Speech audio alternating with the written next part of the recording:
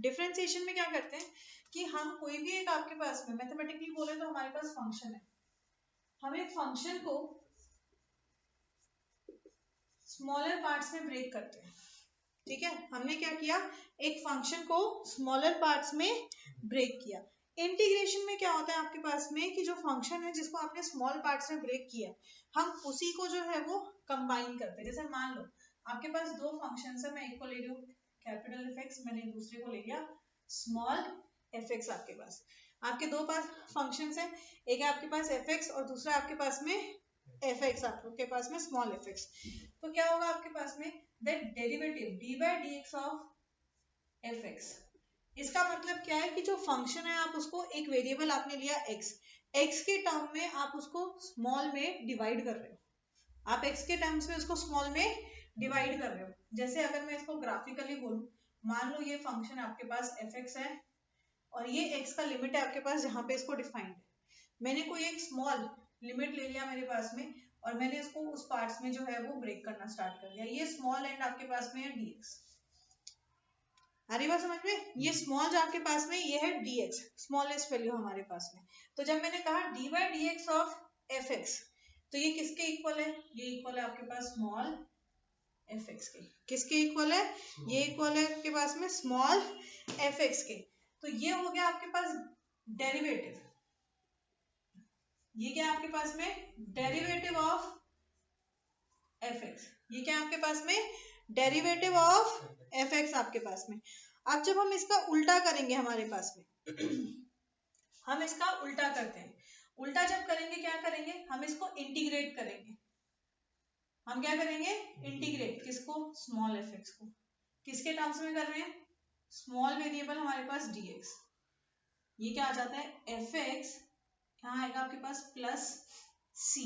सी क्यों आता है, क्योंकि यहाँ पे आपके पास कोई लिमिट नहीं है, ये कहलाता है indefinite integral, this is indefinite integral. क्योंकि ये इनडेफिनेट इंटीग्रल है आपके पास में, इसीलिए हम यहाँ पे एक कांस्टेंट लेते हैं सी हमारे पास में, कि कोई एक पार्शियल छोटी टर्म हो सकती है आपके पास जो इसके साथ ऐड होगी, इसलिए क्या लेते हैं इसको हम सी लेते हैं आपके पास में। And this is also known as anti derivative, क्या कहेंगे इसको, एंटी डेरिवेटिव भी कहेंगे। मतलब अगर आपके पास क्वेश्चन है जो बात कर रहा है आपके पास में कि भाई हमें जो है वो निकालना है anti derivative of sine x, तब भी हमें यही चीज करनी है, आपको निकालना है इंटीग्रल ऑफ साइन एक्स, तभी भी आपने यही चीज करनी है, उससे कंफ्यूज नहीं होना है। ठीक है, तो दोनों के फॉर्मूला को साथ साथ लेके चलते हैं। If I right D by d x of x, क्या होगा D by d x of x, 1। X का डेरिवेटिव क्या होता है आपके पास में 1, एक्स का डेरिवेटिव क्या है 1 आपके पास में। And if I right integration of 1 dx, क्या आ जाएगा x प्लस सी। सी को नहीं छोड़ना है भाई, जब भी इंडेफिनिट है सी को साथ रखो, सी को साथ रखो, मार्क्स करते हैं इस पे भी, तो सी को साथ रखना है। ऐसे आता है आपके पास d by d x of 2x, क्या बन जाता 2, क्या बन जाता 2। मतलब कहने का ये है कि अगर इसके साथ कोई स्केलर नंबर मल्टीप्लाई में तो क्या होता, दैट स्केलर नंबर आपके पास में। तो इंटीग्रेशन ऑफ एनी कांस्टेंट और एनी स्केलर इज cx, क्या हो जाता है आपके पास में cx, किसी भी कांस्टेंट का या किसी भी आपके पास में स्केलर मल्टीपल का हमारे पास क्या होता है मल्टीप्लाई दैट बाय x, क्योंकि x वेरिएबल है, अगर y होता तो y, z होता z, जिस भी वेरिएबल के टर्म्स में आप उसको इंटीग्रेट कर रहे हो। इसी पे एक आता है आपके पास में nth power x to the power n, derivative of x to the power n क्या होता है nx n माइनस 1, क्या होता है आपके पास nx n माइनस 1। तो यही चीज अगर हमारे पास इंटीग्रेशन में, इफ आई एम इंटीग्रेटिंग, अब मैं इसको इस फॉर्म में ना लिख के मैं तुम्हें xn के टर्म्स में बता दूं, what will be the integration of x to the power n, xn plus 1 upon minus है, माइनस का उल्टा हो जाएगा प्लस, और यहाँ मल्टीप्लाई हुआ था ये आ जाएगा डिवाइड। इसी रूल से याद रखो कि जो चीज वहां हो रही है ना उसका उल्टा यहाँ हो रहा है, समझ में आ रही है बात, जो चीज उधर हो रही है उसका उल्टा इधर हो रहा है आपके पास, तो integration of x and dx क्या होगा आपके पास में, this will be x to the power n+1 upon n+1 plus c आपके पास में। ये सिंपल एलजेब्रा का है। Algebra clear? आ जाओ ट्रेगो पे। What is derivative of sin x? cos x। Derivative of sin x क्या होता है आपके पास में, cos x। What is integration of cos x? sin x plus c। बेटा जब बोलेगा नहीं ना तो लिखेगा भी नहीं, दैट्स अ फैक्ट। बोलो साथ में तो लिखा भी जाएगा आपके पास में। Derivative of cos x minus sin x। Derivative of cos x क्या होता है आपके पास में, माइनस sin x। हमारे पास में क्या हो जाता है, minus sin x। So what is integration of sin x? Minus cos x plus c। क्या हो जाएगा आपके पास, minus cos x plus c।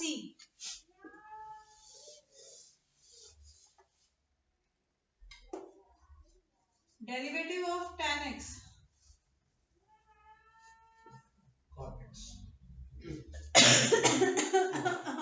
Derivative of tan x क्या होता है, sec स्क्वायर x। तो नॉर्मल ट्रिगो में चला गया। sec स्क्वायर x क्या होता है, sec स्क्वायर x। सो अब हमारे पास में यहाँ से थोड़ा सा हमारा ध्यान रखने वाली बात आती है। Integration of sec square x is, what will be the integration of sec square x dx?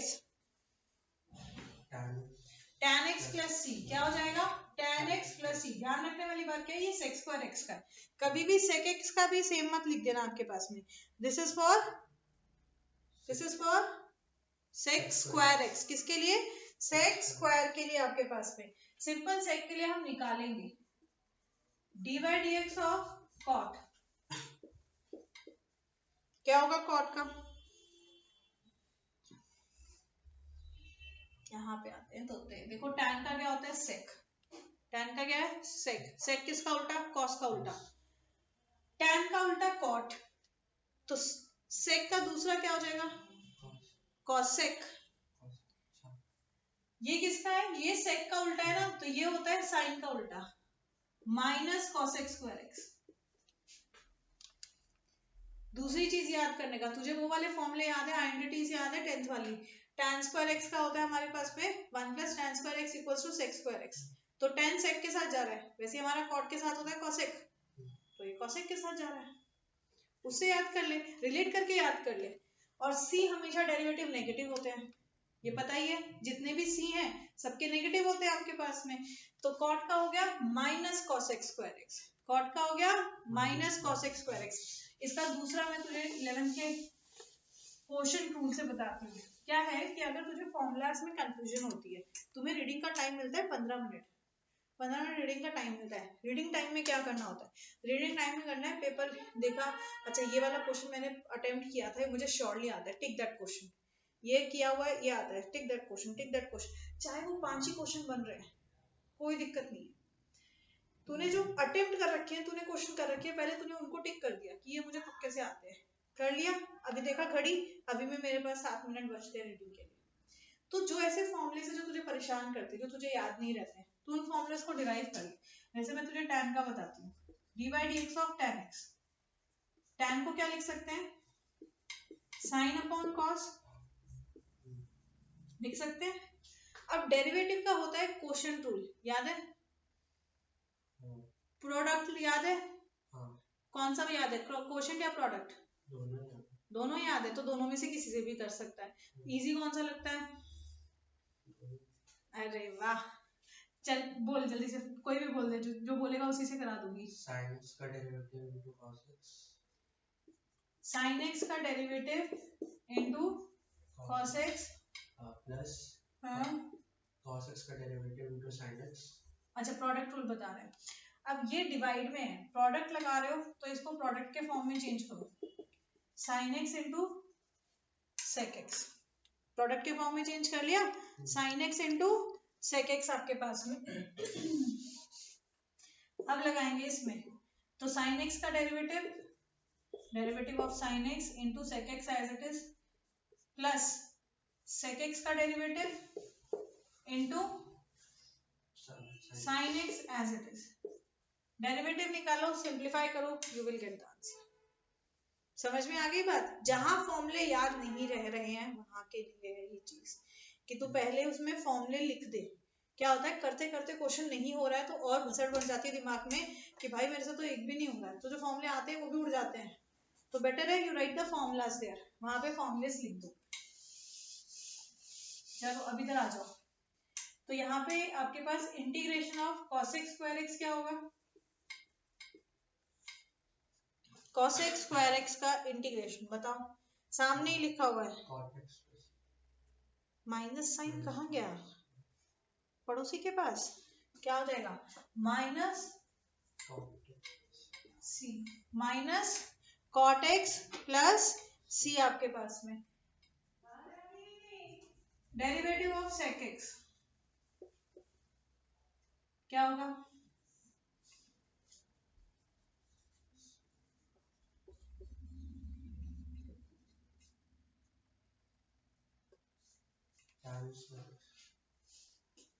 Sec x साथ साथ सेक एक्स tan एक्स, ठीक है संता बनता साथ में रहते हैं, तो sec x tan x, integration of sec x tan x dx क्या होगा? सेक एक्स प्लस सी। क्या हो जाएगा आपके पास में? Sec x plus c. Cosec x का इसी से रिलेट कर, सेक एक्स था तो सेक किसका होता है? tan का, तो sec x tan x. Cosec किसका होता है? क्या हो जाएगा? माइनस कॉसेक इनटू कॉट, बस minus cosec x cot x. तरीके हैं याद करने के, अगर तुम्हें वैसे याद नहीं हो रहे हैं तो रिलेट करके याद करो भाई। तो यहाँ पे क्या आ जाएगा? cosec x cot x का इंटीग्रेशन क्या हो जाएगा? cosec x प्लस क्या हो जाएगा? cosec x प्लस माइनस नहीं आएगा मेरा बच्चा, जब मैं बोलती हूँ ना क्या हो जाएगा तो मतलब दोबारा सोचने वाला काम करना है बेटा। क्या आ जाएगा? माइनस cosec x प्लस सी। क्या आ जाएगा? माइनस cosec x प्लस सी। इनवर्स के भी फॉर्मूलाज हैं आपके पास में, पर हम इनवर्स नहीं अभी करेंगे। इनवर्स से पहले थोड़ा सा और कर लेते हैं और एक दो क्वेश्चन कर लेते हैं, उसके बाद में इनवर्स पे जाएंगे। डेरिवेटिव ऑफ ex क्या होगा? एक्सपोनेंशियल फंक्शन ex, इंटीग्रेशन में क्या रहेगा? ex, ये सेम रहता है, इसमें कोई चेंज नहीं आता है। What is dy dx of log x? log x का क्या होगा? 1/x, मैंने c क्यों लिख दिया? 1/x, तो integration of 1/x dx is log x plus c। क्या हो जाएगा आपके पास में? log x plus c। इसके अलावा एक बहुत ही कॉमन है आपके पास जो आता है ax के फॉर्म में। What is the derivative of ax? अब इसमें और इसमें फर्क क्या है? ये एक्सपोनेंशियल फंक्शन है आपके पास में। एक्सपोनेंशियल एक डिफरेंट फंक्शन है, that is e to the power of something आपके पास में। वेरिएबल भी हो सकता है, नंबर भी हो सकता है। यहाँ पे जब हम ax बोल रहे हैं आपके पास में, तो ax आपके पास में a एक नंबर है। a यहाँ पे हमेशा आपके पास में एक रियल नंबर है। a क्या है? रियल नंबर है। यहाँ कोई रियल वैल्यूड फंक्शन नहीं है आपके पास में, तो दोनों से कंफ्यूज नहीं होना है। क्या होगा?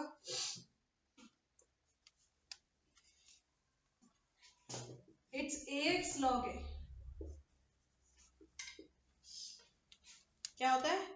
ax log a आपके पास में, और इसका क्या हो जाएगा? ax log a will be ax plus c आपके पास। समझ में आ गई बात? तो जो डेरिवेटिव है फंक्शंस के वो यूनिक होते हैं आपके पास में, पर अगर हम इंटीग्रल की बात करें तो integrals are not unique. Assertion के लिए याद रखनी है चीज है, किसी भी फंक्शन का डेरिवेटिव आपके पास में यूनिक है। असर्शन में आता है कई बार, इस पे बेस्ड याद रखो, derivative of every function is unique. Function का डेरिवेटिव यूनिक है, but integral is not unique, but integral is not unique आपके पास में। क्यों? हर एक में हम कह रहे हैं plus c, that c can be any constant, 2 3 4 1/2 1/4 कुछ भी हो सकता है आपके पास में, डिपेंडिंग अपॉन आपके पास में जो इंडेफिनिट इंटीग्रल है वो किस वैल्यू तक जा रहा है। तो डेरिवेटिव आपके पास में हमेशा यूनिक होता है, पर इंटीग्रल यूनिक नहीं है आपके पास में।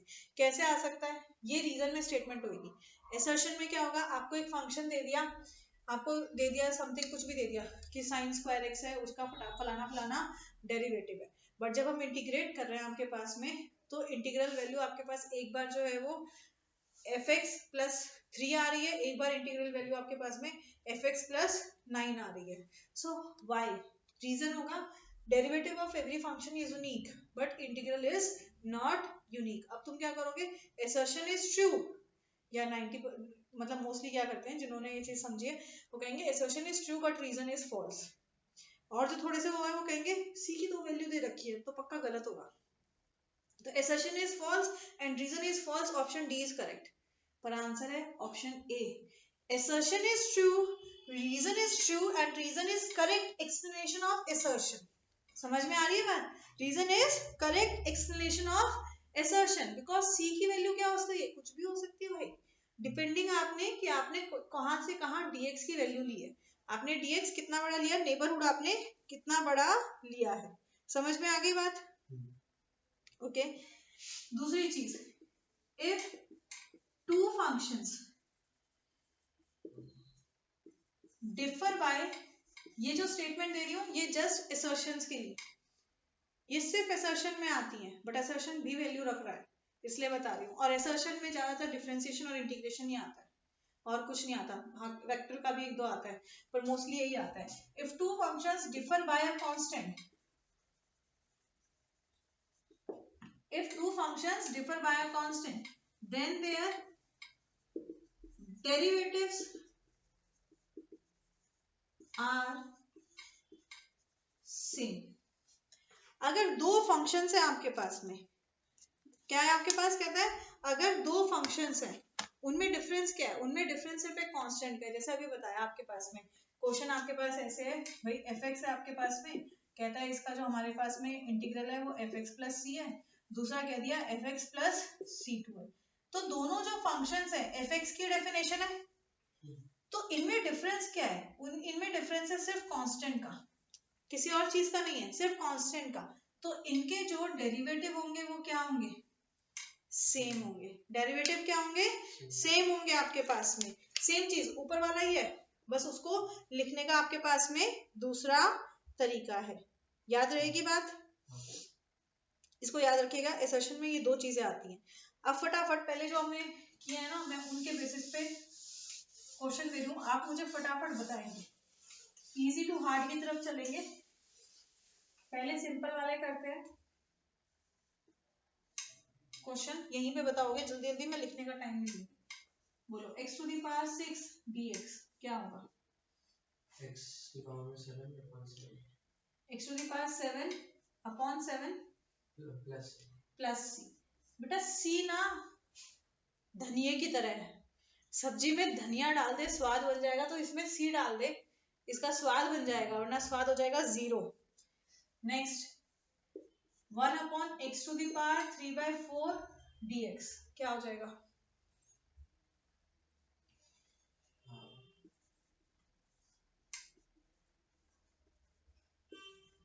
log की पावर,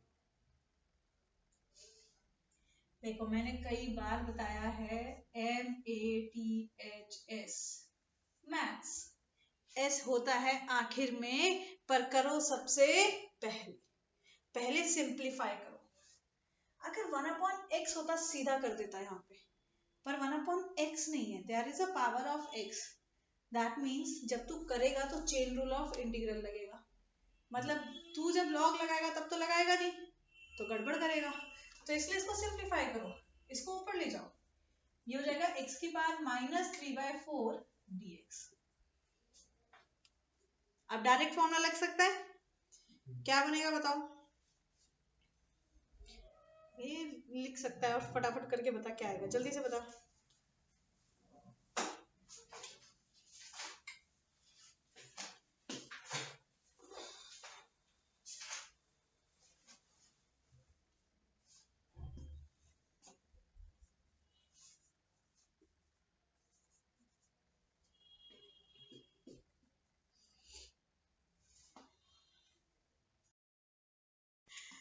देखो इसमें क्या है आपके पास में, कौन सा फॉर्म आ गया आपके पास, x to the power n dx, और क्या होता है x की पावर n plus one upon n plus one. n क्या है, n है -3/4, तो n प्लस वन मतलब -3/4 प्लस वन, ये हो जाएगा एलसीएम लेके -3 + 4/4, यस और नो, ये हो जाएगा आपके पास में -3 + 4/4 आपके पास में, जिसको हम सिंप्लीफाई करें प्लस माइनस माइनस होगा तो दिस विल बी 1/4, तो x की पावर में 1/4 whole upon 1/4 plus c, simplify form में लिखें तो ये हो जाएगा 4x to the power 1/4 plus c, हाँ या ना। चलिए अगला बताइए, integration of 5 to the power x dx, हाँ ax वाला लगेगा, तो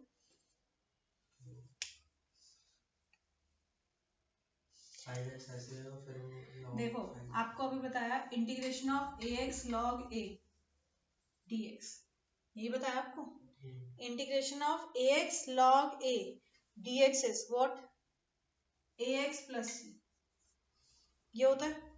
पर हमारे पास तो क्वेश्चन ax का है, क्या करेंगे, दोनों साइड log a को हटाने के लिए क्या करेंगे, मल्टीप्लाई में तो क्या करेंगे, डिवाइड कर दो, क्या बन जाता है फॉर्मूला, ax dx क्या होता है, this is ax upon log plus c, right. तो जब आप कर रहे हो integration of 5 to the power x, तो ये क्या हो जाएगा आपके पास में, ये हो जाएगा आपके पास में 5 to the power x upon log 5 plus c, ठीक है। ऐसा आता नहीं है पर क्वेश्चन ऐसा आ सकता, मतलब ये क्वेश्चन आ सकता है, पर जो आप बता रहे हो वो आता नहीं है। क्या होगा आपके पास में कि आपको log 5 की वैल्यू पुट करके भी दी जा सकती है, मान लो log 5 की वैल्यू 2 है, तो आपके पास ये एमसीक्यू में आ सकता है, आपके पास आएगा 5 to the power x upon 2 लिखा हुआ है, तो आपको देखना पड़ेगा कि अगर कहीं ऑप्शन में log 5 नहीं लिखा है तो जहां कोई वैल्यू पुट करी हुई है और बाकी एक्सप्रेशन सेम है, मतलब वो आपका आंसर है आपके पास, ठीक है। तो ये कंफ्यूज नहीं होना कि मेरे पास तो log 5 आना था, log 5 है ही नहीं, तो log 5 नहीं है इसका मतलब आपके पास में log 5 की वैल्यू पुट की गई। चलिए next, it's integration of a to the power cube और ऊपर ही है log ax dx, ये है आपका सवाल, बताइए।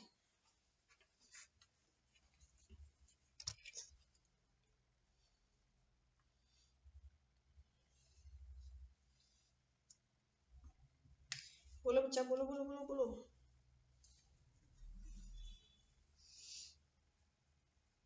अटक गए।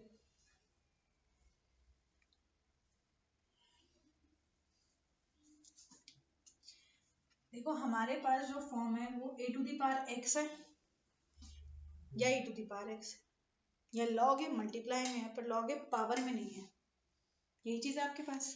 तो इसका मतलब log की प्रॉपर्टीज लग रही है, क्या है log की property, log m into n is log m plus log n, log m into n is log m plus log n, and log m by n is log m minus log n, तीन ही property है, ज्यादा याद नहीं करनी है, सिर्फ तीन properties हैं, आपको तीन याद होनी चाहिए, log m by n is log m minus log n, और तीसरी प्रॉपर्टी होती है log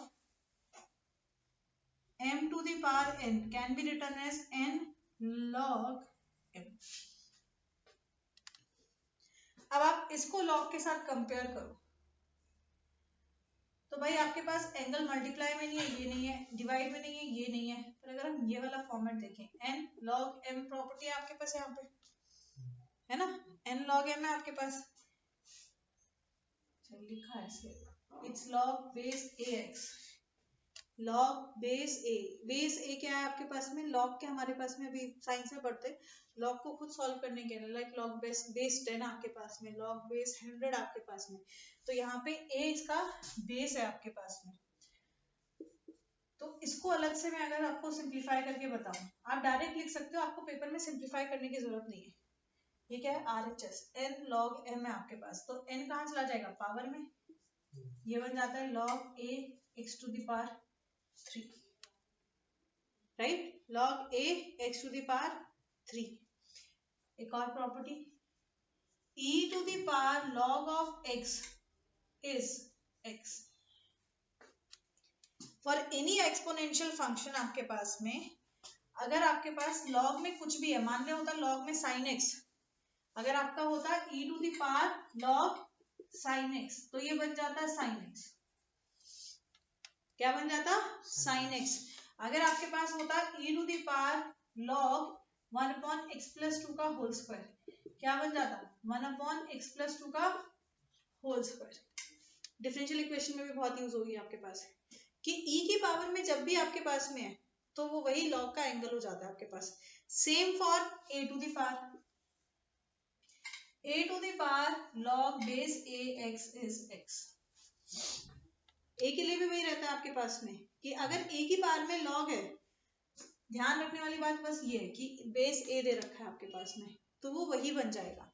तो हमारा जो क्वेश्चन है, हमने जो इसका पावर था उसको सिंप्लीफाई करके ये लिख सकते हैं, a to the power log a x cube dx। ये लिखना है बेटा हर स्टेप के साथ में। मेरा 99 स्कोर है 12th का, मेरा खुद का, बस इसीलिए कि ये भाई साहब लिखे थे मैंने, भाई साहब ऐसा नहीं है नहीं लिखे थे, पर जल्दी जल्दी में लिखने में मैंने ये लिख दिया था। अब सब यही होता है कि भाई ये तो dx ही है, और स्कूल में कोई बोलता भी नहीं है बेटा ठीक करो राइटिंग को, कोई नहीं बोलता है। जब मैंने ग्रेजुएशन में लिया मैथ्स, तब पता चला ये पार्शियल इंटीग्रेशन पार्शियल डिफरेंशिएशन का सिंबल है। आप कहोगे दीदी आपको कैसे पता चला कि आपका एक नंबर इसी चीज के लिए कटा है? 500 रुपए खर्च करे थे रीचेकिंग के लिए, क्योंकि सारे स्कूल के teachers, VC, principal, everyone was like पूरे सेशन 100 आए हैं, कैसे 99 आ सकते हैं। हाँ मैं कहा कोई नहीं है कि नंबर की तो कमी है, पर फिर सारे पीछे पड़ गए। पापा ने भी बोला नहीं भरा, मैं कहा पापा 1 रुपए के लिए, मतलब 1 नंबर के लिए 500 रुपए खर्च करूं मैं? और 2009, आज से बैकलॉग जाओ ऑलमोस्ट 20 साल होने वाले हैं, तो मैं कहा 1 नंबर के लिए कौन 500 रुपए खर्च करेगा। पर जब प्रिंसिपल फोन कर रहा था, पापा कहते अरे कर दो कोई नहीं, 500 रुपए भरे, और उस 500 रुपए में मेरी आंसर शीट की फोटो स्टेट आई है वो पेज की, जहां मैंने 3 स्टेप में डेल एक्स लिखा हुआ है। आंसर इज करेक्ट, इस डेल एक्स को ऐसे ही सर्कल मारा हुआ है, इसे डेल कहते हैं, इसे डी नहीं बोलते हैं, इसे डेल कहते हैं। तो इसलिए बता रही हूं, नहीं लिखेगा नंबर कट जाएंगे। अब क्या होता है कि जब किसी के 98 99 हो रहे थे ना, तब बार बार पेपर रीचेकिंग होता है, ऐसी ऐसी गलतियां निकाली जाती हैं। जनरली नॉर्मल केस में नहीं निकाली जाती, बट आई एज्यूम कि तू उस लेवल पर जाएगा, तो अगर जाएगा तो वो वाला नंबर कटवा सकता है। और ऐसा भी हो सकता है कोई स्ट्रिक्ट टीचर वो कहेगा मैं शुरू से ही देखता हूँ एकदम टू द पॉइंट, तो इसलिए इसको लिखावट को ध्यान रखना है। तो ये क्या बन जाएगा, सीधा क्या आ जाएगा x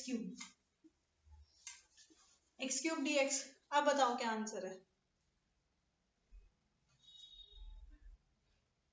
x cube dx का ना, x की पावर 4/4। हाँ, अब मैं तुझे बताती हूँ क्या होगा। 99% केस में ये क्वेश्चन एमसीक्यू में आते हैं। एमसीक्यू में ऐसे ही बुरी शक्ल वाले क्वेश्चन आते हैं, जिनकी शक्ल देख के लगता है हाय रब्बा यही मिला था पेपर में देने के लिए, पर उनमें ऐसी कोई प्रॉपर्टी लग के वो क्वेश्चन इतने में रिड्यूस हो जाता है और आंसर ऐसा होता है।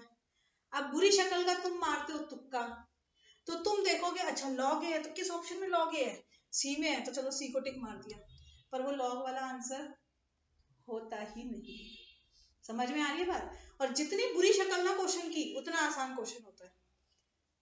99.9% जितनी बुरी शक्ल है उतना आसान क्वेश्चन है वो। तो उसको सबसे पहले सोचो कि भाई कोई प्रॉपर्टी लग रही है ऐसी घटिया सी, वो लग रही है तो फटाफट उससे करो। समझ में आ रही है बात? ये चीज को याद रखना है आपने। चलिए आगे बढ़ते हैं।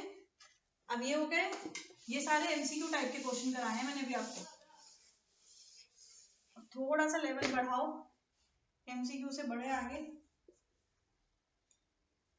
Integration of sine x plus cos x dx करके बताना चाहेंगे या यहाँ पे एक एक स्टेप बताएंगे?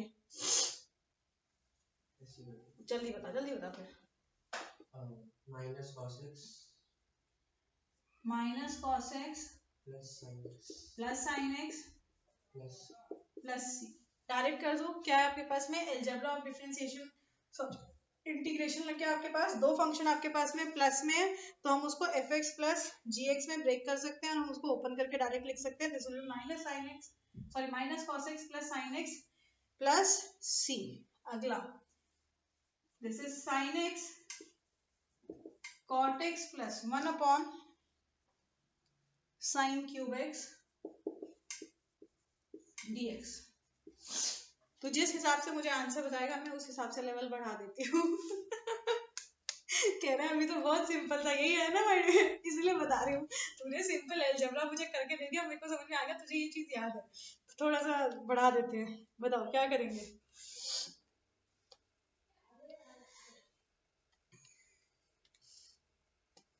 जब मिल गया ब्रैकेट मैथ्स का एस, क्या कहता है? सिंप्लीफाई। मेरे को करो तुम सिंप्लीफाई, तो सिंप्लीफाई करो। ब्रैकेट को ओपन करते हैं,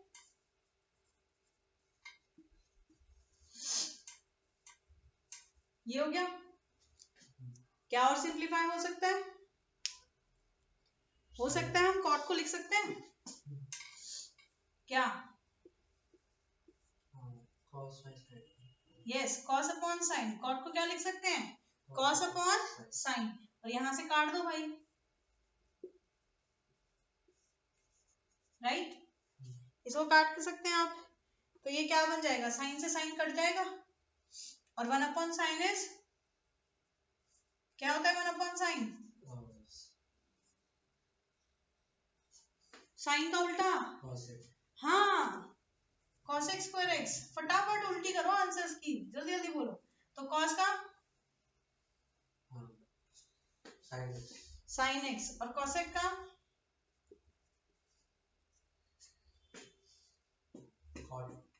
प्लस की माइनस, माइनस कॉट या cot square x, minus cot x plus c. समझ में आ गई बात? अब तू यहाँ लगा देता, यहाँ पे बाय पार्ट्स लगाता और फिर उसको करता तो हो जाता गड़बड़। आई बात समझ में? तो मैथ्स में नाम कहता है मैथ्स, पर पढ़ो इसको उल्टे से। कहता है S for simplification, H for hypothesis. Assume करके चलो, उल्टा काम करना होता है इसमें। नेक्स्ट 1 प्लस एक्स नहीं whole square upon under root x dx। बोलिए सर क्या करेंगे?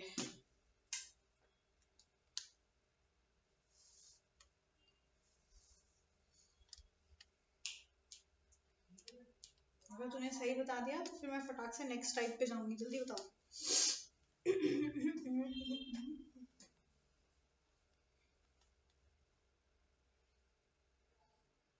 इसको पहले पावर में हाफ लेंगे, पहले इसको ब्रैकेट है, सिंप्लीफाई नहीं करेंगे? पहले ब्रैकेट को सिंप्लीफाई करते मेरे भाई। क्या आ जाएगा? 1 plus x square plus 2x upon under root x. अब क्योंकि डिनोमिनेटर सिंपल सिंगल टर्म है आपके पास में, तो सेपरेट आउट कर दो। 1 upon under root x plus x square upon under root x plus 2x upon under root x. Again simplify करेंगे क्योंकि एक स्टेप और सिंप्लीफाई हो सकता है। ये ऊपर चला जाएगा x की पावर -12, ये ऊपर जाएगा तो 2 - ½ क्या होगा? क्या 2 - ½ is 3/2 plus 1 - ½ is half, plus half या माइनस हाफ?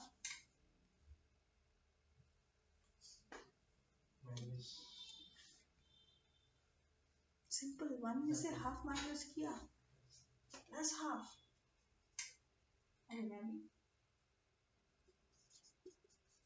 अब क्या करना है? अलग अलग इंटीग्रेट। बताओ आंसर। तो 1/2 जाएगा। इसका क्या आ जाएगा आपका? x की पावर में 1/2 और अपॉन में 1/2 तो ऊपर ले आते हैं सीधा, मतलब मैं लिख सकती हूँ 2√x, डायरेक्ट लिख दिया मैंने 2√x। नेक्स्ट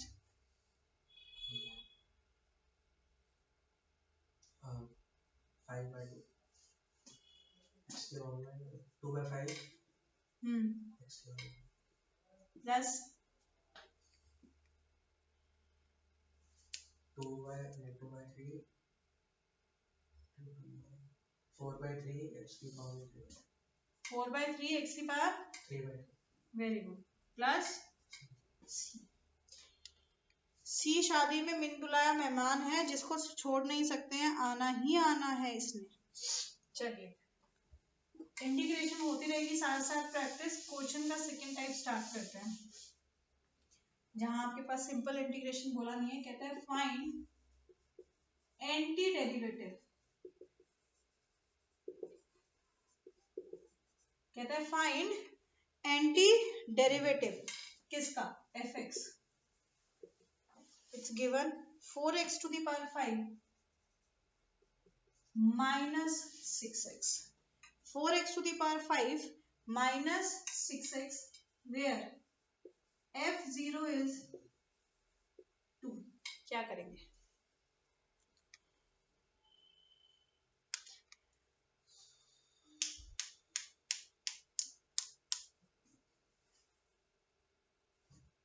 क्या करेंगे? तो उससे क्या आएगा? एंटी डेरिवेटिव का मतलब क्या है? क्या निकालना है?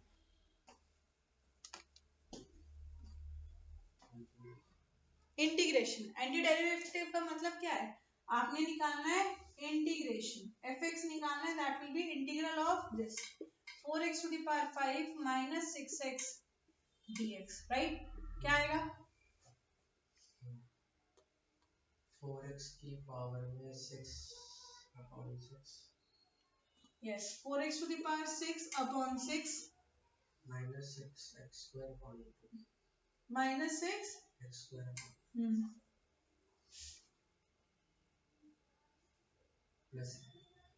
Plus c। समझ में आई बात? Plus c। अब ये जो भाई साहब दिए हैं ना, ये c के लिए दिए गए हैं, इसीलिए c लिखना बहुत जरूरी है।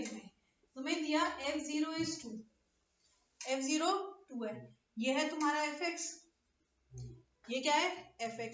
अब f0 की वैल्यू ऑलरेडी गिवन है, तो आप इससे c की वैल्यू निकाल सकते हैं। f0 का मतलब क्या हो गया? This will B 4 0 to the power 6 upon 6 minus 6 0 to the power 2 upon 2 plus c equals to 2। मतलब c क्या आ गया? 2। c क्या आ गया? 2। For this particular function at f equals to 0, हमारे पास में fx क्या आ जाएगा? The antiderivative function will be what? c की जगह यहाँ पे लिखेंगे 2, सिंप्लीफाई करके लिख रही हूँ। This will be the antiderivative function। आ रही है समझ में? अब यहीं पे अगर तुम्हें देता हो कि f1 is 4, तो आपके पास में वैल्यू c की चेंज हो जाती, पर उनका दोनों का डेरिवेटिव तो सेम ही रहता है आपके पास। तो वो जो मैंने आपको बताया था कि अगर दो फंक्शन कांस्टेंट से डिफर कर रहे हैं, डेरिवेटिव सेम है, या आपके पास में इंटीग्रल का डेफिनेट आंसर नहीं है बट डेरिवेटिव का डेफिनेट आंसर है, दोनों चीज इससे जस्टिफाइड है आपके पास में। आगे बात समझ में? पहला कंसेप्ट क्लियर है?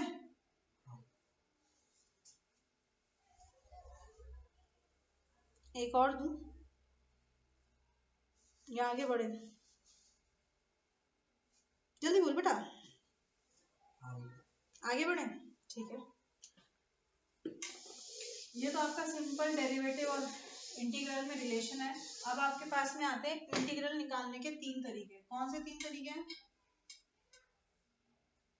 पहला है bye substitution,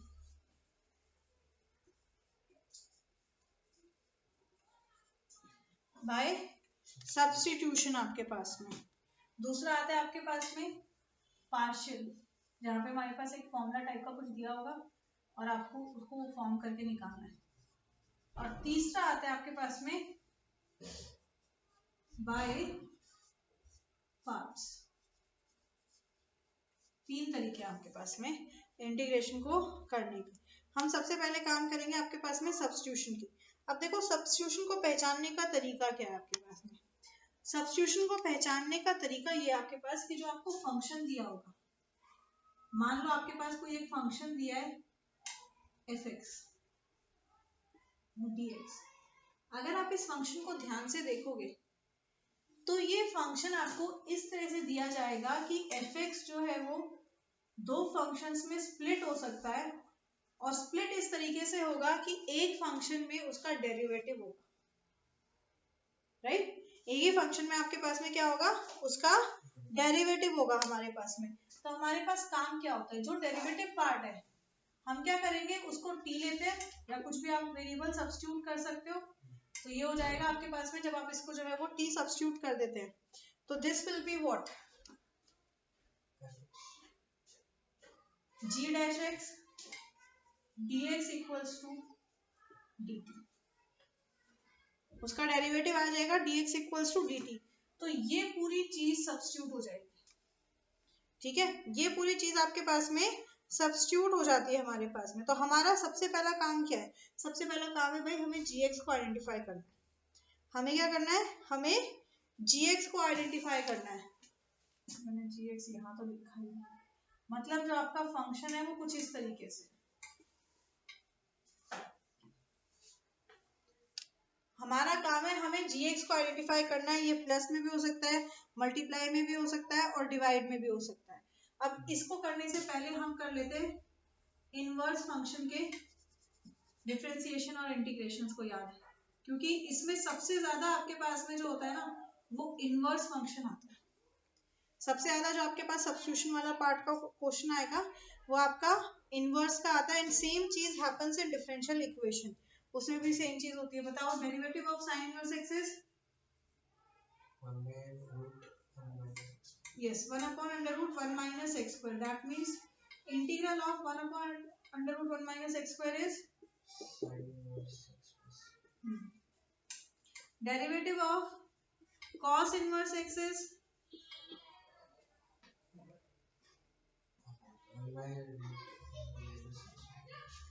minus 1 upon under root 1 minus x square।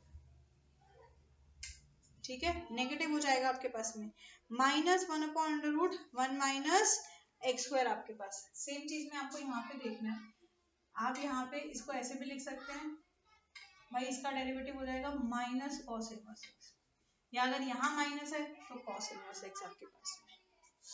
D by d x of tan inverse x is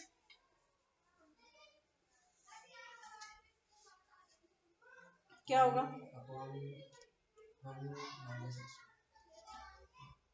1 upon 1 plus x square. Tan inverse x का डेरिवेटिव क्या है, 1 upon 1 plus x square.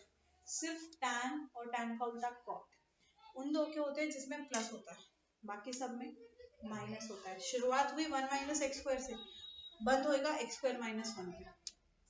Tan है वो positive आएगा, बाकी सब negative रहेगा आपके पास में। ये चीज ध्यान रखो आपके पास में। तो that will be 1 upon 1 plus x square dx, क्या हो जाएगा टैन इनवर्स एक्स प्लस क्या आ जाएगा, tan inverse x plus c d by d x of cot inverse x minus 1 upon 1 plus x square. तो minus 1 upon 1 plus x square dx, या minus को हटा दूं तो यहाँ पे आ जाएगा याद रहेगी बात? चलिए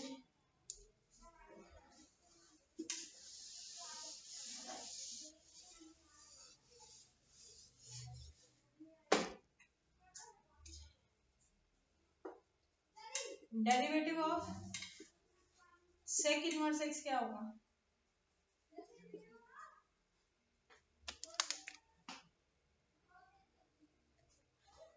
This is 1 upon x under root x square minus 1.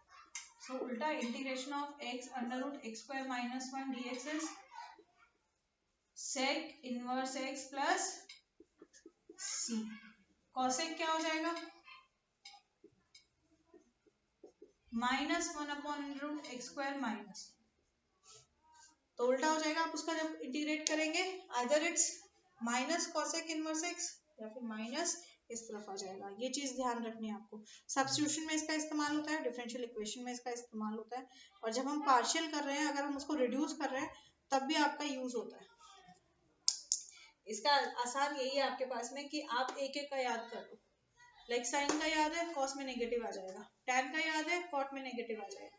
सेक का याद है, कॉसेक में नेगेटिव आ जाएगा। चलिए question, e to the power tan inverse x whole upon 1 plus x. सबसे पहला काम क्या है, हमें देखना है क्या डेरिवेटिव प्रेजेंट है।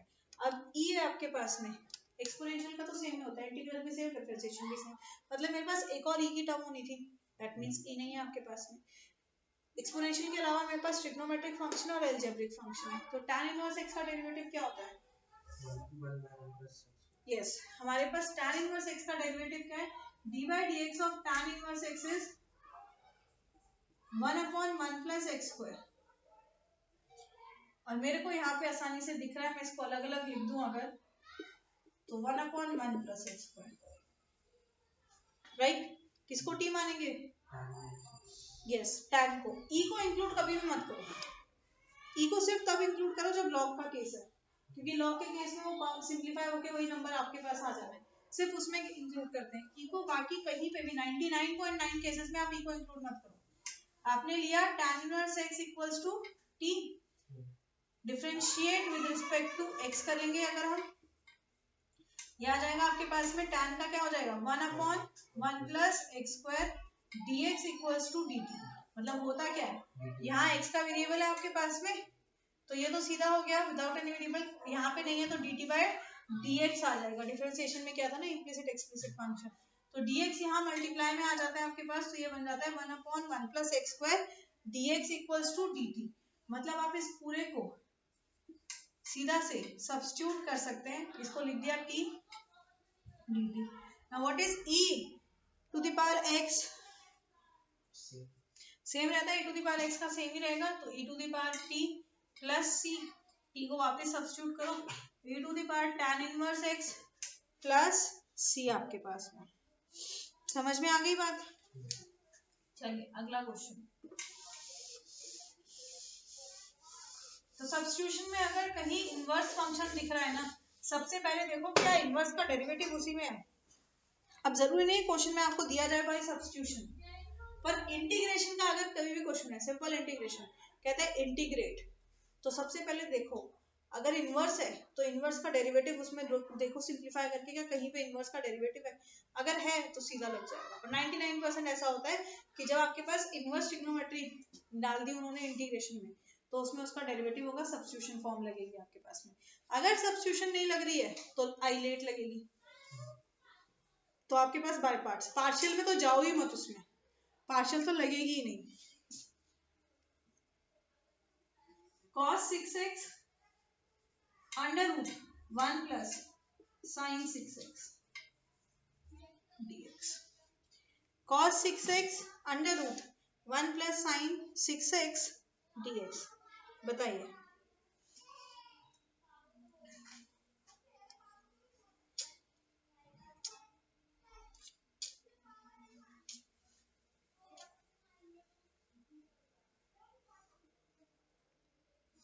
दो ही फंक्शन है आपके पास, एक तो cos 6 और दूसरा आपके पास sin 6। अब अगर आप यहाँ आप करोगे थोड़ी सी गलती, इसीलिए मैंने बोला समझो। अब अगर आप cos 6x को लिखते हो तो चेन रूल लगेगा डिफरेंशिएशन का, -6 sin 6x। मेरे पास क्या आया इसका डेरिवेटिव, -6 sin 6x। अब मैं सिर्फ अंडर रूट में एक चीज को तो नहीं मान सकती कुछ, क्योंकि dx तो इसके साथ में भी मल्टीप्लाई में है, हाँ या ना। उल्टा करें तो sin 6x का क्या आएगा आपके पास, 6 cos 6x। मतलब मेरे पास में मैं इन दोनों को लेके मान सकती हूँ, dt मान सकती हूँ। तो अगर सिर्फ इसको सब्स्टिट्यूट करती हूँ, फिर अंडर रूट में 1 प्लस टी रह गया। अगर अंडर रूट में 1 प्लस टी रह गया मतलब अगेन मेरे को लगाना पड़ेगा पार्शियल, राइट, पार्शियल। तो अंडर रूट में जब भी होता है पूरे को लेते हैं, और वैसे भी जब आप 1 का डेरिवेटिव करोगे तो क्या आएगा, 0। तो जब भी आप डेरिवेटिव के लिए ले रहे हो और आपके पास अंडर रूट वाला टर्म है या पावर वाला टर्म है आपके पास में, और एक नंबर आपके पास कांस्टेंट है, आप पूरे को टी मान लो। तो आप ले लेंगे यहाँ पे 1 प्लस साइन एक्स को, सॉरी 6x टी, फिर क्या करते हैं differentiate with respect to x। आपने किया d by d x of 1 is 0, sine 6x का चेन रूल से क्या आ जाएगा, 6 cos 6x dx equals to dt। देखोगे तो cos 6x dx है आपके पास, 6 को ले जाओ डिवाइड में, 6 को ले गए हम डिवाइड में, तो ये क्या हो जाएगा आपके पास, यहाँ पे आ जाएगा आपके पास में dx cos 6x dx को ले लिया आपने dt, और यहाँ अंडर रूट में क्या है t। तो अंडर रूट t dt क्या बन जाएगा, क्या बन जाएगा,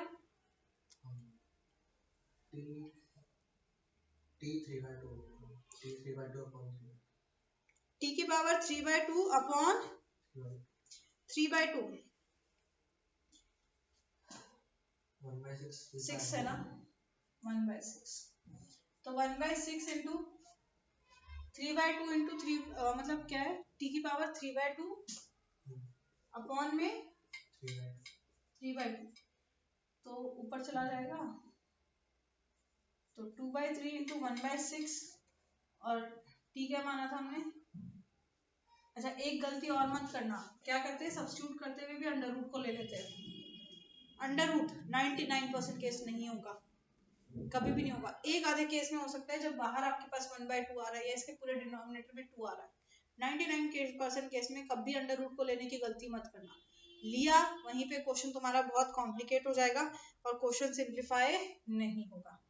तो ये हो जाएगा आपके पास में 1 प्लस साइन 6x की पावर 3/2 प्लस c, सिंप्लीफाई कर दो 1/9, 1 प्लस साइन 6x की होल पावर 3/2 प्लस c। समझ में आ गई बात। चलिए अगला बुक का क्वेश्चन है, वैसे तो इसके आने की गुंजाइश कम है पर फिर भी मैं करा रही हूँ क्योंकि क्वेश्चन अच्छा है।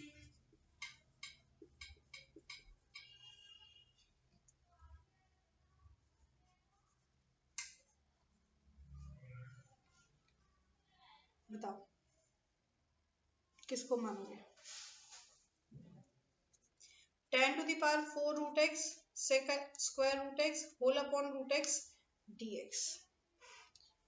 So you want to try this once.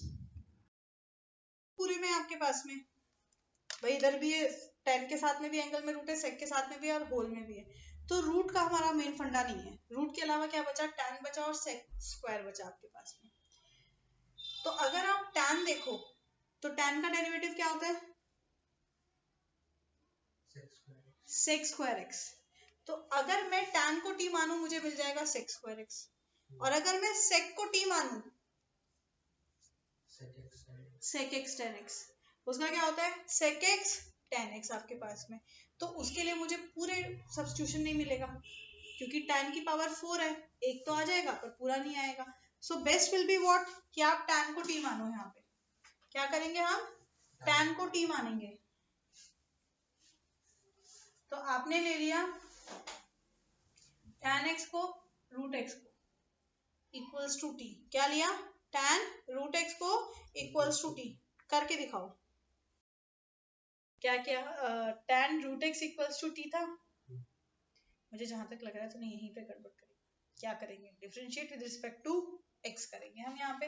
तो जब आपने tan का डेरिवेटिव किया, this became sec square, x हो जाता है, एक्स क्या है, under root x, chain rule, बस वही तो, tan का किया सेक स्क्वायर रूट एक्स आपके पास में, अब जो एंगल है वो अंडर रूट आ गया आपके पास में, तो इसमें भी तो लगाएंगे डेरिवेटिव, इसका डेरिवेटिव क्या हो जाएगा, 1/2 root x dt by dx, है ना। अब क्वेश्चन से देखें तो आपके पास है sec square root x upon root x, तो 2 को उस तरफ ले जाओ, आप लिख सकते हैं sec square root x upon root x, यहां ले आओ dx और ये हो जाएगा 2 dt, दिख रहा है नहीं दिख रहा, तो अब इतने एक्सप्रेशन को हम क्या लिख सकते हैं, dt लिख सकते हैं, और इसको हमने क्या माना है, tan रूट एक्स को हमने t माना है, मैं यहाँ पे लिख रही हूँ इसको, तो this will become integration of t to the power 4 into 2 dt, 2 बाहर आ जाएगा, t to the power 4 dt क्या आ जाएगा, 2 t to the power 5 upon 5 plus c, t क्या माना था, tan रूट एक्स, तो 2 tan to the power 5 root x plus c, और यहाँ आएगा नीचे 5, this is the required answer. गलती कहाँ करी, chain rule,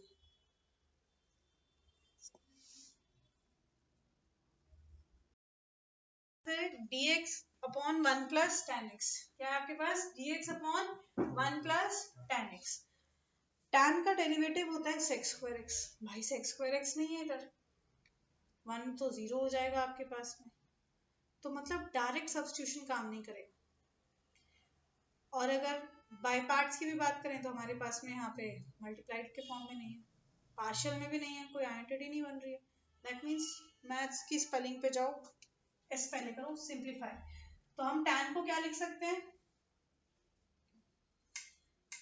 sin x upon cos x, जब भी ऐसा कोई क्वेश्चन आपके पास जहाँ पे tan cot sec cosec आपके पास में ना आइडेंटिटी लग रही है, ना आपके पास में कोई फॉर्म लग रहा है, तो सबसे पहले उसको सिंप्लीफाइड फॉर्म में चेंज कर लो, चेंज करने की भी एक नंबर है भाई, that you started in a right direction.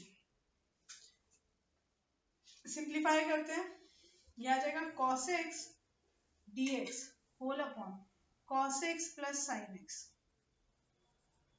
अब अगर आप यहाँ पे भी देखें तो साइन का डेरिवेटिव होता है cos, पर अगर मैं यहाँ पे साइन को t मानती हूँ तो ये तो हो जाएगा cos x dx dt, पर ये बेचारा cos कहाँ जाएगा, अगर यहाँ cos को मान लिया तो ये हो जाएगा आपके पास, पर ये बीच में प्लस का साइन है तो टर्म तो हो नहीं सकती आपके पास। अगर कोई भी क्वेश्चन इस फॉर्म में आ रहा है आपके पास में, क्या हो रहा है आपके पास, कोई भी क्वेश्चन आपके पास में इस फॉर्म में आ रहा है, या तो है cos x upon cos x plus sin x, या sin x upon cos x plus sin x, या फिर आपके पास में है sin x upon cos x minus sin x, sin x upon cos x plus sin x, इस form में कोई भी क्वेश्चन आ रहा है आपके पास में, यही सेम अप्रोच करनी है क्वेश्चन को करते वक्त, क्या करो, मल्टीप्लाई कर दो और डिवाइड कर दो 2 से, क्या किया, मल्टीप्लाई एंड डिवाइडिंग बाय 2, याद रखना सेम स्टेप अप्रोच करने हैं आपके, तो 1/2 बाहर हो गया, अंदर हो गया 2 cos x dx whole upon cos x plus sin x, अभी भी कोई आइडेंटिटी नहीं बनी है आपके पास, पर करने का अप्रोच यही है ऐसे क्वेश्चन को, जब भी क्वेश्चन आपके पास में इस सूरत में आ जाता है कि न्यूमरेटर में आपके पास में या तो साइन है या कॉस है, और डिनोमिनेटर में या तो उसका सम है या फिर डिफरेंस है, क्वेश्चन की सूरत ऐसी बन जाती है, तरीका यही है आपके पास में, आपने मल्टीप्लाई एंड डिवाइड बाय किया 2, अब मैं ऊपर साइन कैसे लाऊं, मेरे पास नीचे साइन है, ऊपर साइन कैसे लेके आऊं, तो हम एक चीज तो कर नहीं सकते, हम दोनों करेंगे, हम क्या करेंगे, इसमें प्लस साइन एक्स करेंगे और माइनस साइन एक्स करेंगे, ताकि इसकी वैल्यू ऑल्टर ना हो, इसकी वैल्यू सेम रहे, समझ में आ रही बात? अगर ये होता 2 sin x upon cos x plus sin x, क्या करते? Plus cos x minus cos x। इसी सूरत के क्वेश्चन आएंगे आपके पास में, ठीक है, सेम सूरत रहेगी। जब भी क्वेश्चन ऐसी सूरत बना ले तो आपका यही स्टेप होना चाहिए, आप इसको सिंप्लीफाई कर पाएंगे इजी वे में। वरना आप चाहे इसको कितने भी स्टेप्स में ट्रिगो की आइडेंटिटी लगा लो, कर लो, आप इसको सिंप्लीफाई नहीं कर पाओगे बेटा। तो ये फंडा याद रखो कि हमेशा यही चीज करनी है। तो 1/2 बाहर आ गया आपके पास, नहीं दिख रहा? नहीं, मुझे बता दे, मैं ऊपर लिख दूंगी फिर। अब इसको आप 2 cos x को भी लिख सकते हो, cos x plus cos x, यहाँ जाएगा plus sin x minus sin x dx whole upon cos x plus sin x। 4 term आ गई मेरे पास में। अब मैं 4 टर्म को पेयर करके सिंप्लीफाई करके लिख सकती हूँ। मेरे पास cos x plus sin x है ना, तो cos x sin x की टर्म्स को एक साइड कर रही हूँ। यह आ जाता है पहला bracket cos x plus sin x, मैंने ले लिया cos x sin x, और मैं डिनोमिनेटर को सेपरेट आउट कर देती हूँ, cos x plus sin x। दूसरा टर्म क्या आ जाएगा, cos x minus sin x, यहाँ आ गया cos x plus sin x। ठीक है, अब देखो ये कैंसिल हो जाएगा, आ गया 1 plus cos x minus sin x whole upon cos x plus sin x dx। इतने स्टेप में बेटा कोई डाउट है? नहीं ना? लगाने का तरीका समझ में आ गया ना? अब देखो ये तो सीधा हो गया, इस बेचारे को क्या करें, कुछ नहीं करें। अब उसमें देख लो आप, cos x minus sin x है आपके पास और cos x plus sin x है आपके पास में। आप देखो क्या सब्स्टिट्यूशन लग रहा है, किसी एक पार्ट को मैं सब्स्टिट्यूट करूं तो मुझे दूसरा पार्ट मिल जाएगा। यस, हम डिनोमिनेटर को t मान लेते हैं, क्योंकि हमारे पास cos का डेरिवेटिव sin है और sin का डेरिवेटिव cos है, तो आपने इसको t माना, ये हो जाएगा minus sin x plus cos x dx equals to dt। तो ये आ जाता है आपके पास हाफ 1 प्लस, इसको क्या लिया हमने, t, नहीं हमने डिनोमिनेटर को माना ना बेटा, तो ये हो जाएगा dt बाई dt, यही आएगा dt बाई t। अब यहां तक पहले देखो, कोई डाउट है? कोई डाउट नहीं है, पक्की वाली बात है? चलो बहुत अच्छी बात है।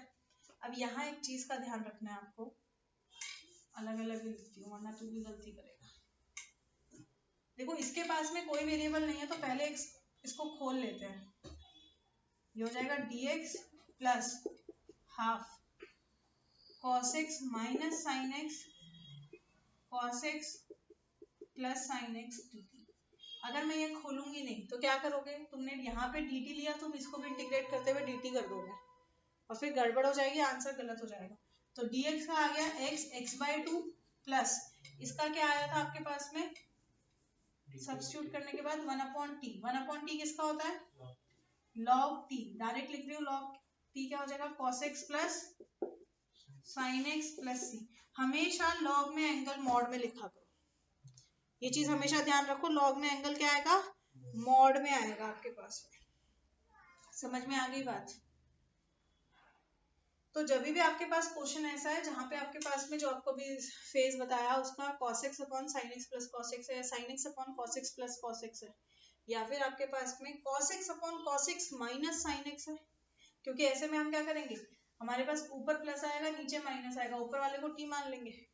तो जब भी उस फेज में क्वेश्चन आ रहा है, पहले करेंगे 2 से मल्टीप्लाई, फिर अगर न्यूमरेटर में cos है तो प्लस माइनस साइन, न्यूमरेटर में साइन है तो प्लस माइनस cos। चलो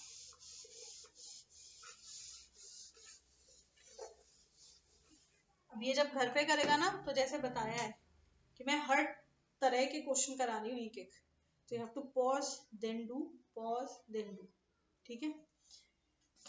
अब आ जाओ आप अपने बाकी जो हमारे पास फॉर्मूला है, integration of tan x dx, integration of tan x dx क्या फॉर्मूला होता है, minus log cos x plus it is minus log cos x plus c, और sec के टर्म्स में लिखेंगे तो log sec x plus c, sec के terms में लिखेंगे तो log sec x plus c आपके पास। ऐसे integration of cot x dx, देखो tan का cos में गया, cot किस में जाएगा, sin में, log sin x plus c क्या आ जाएगा, log sin x plus c, cosec के साथ नहीं जाता ये, sec x dx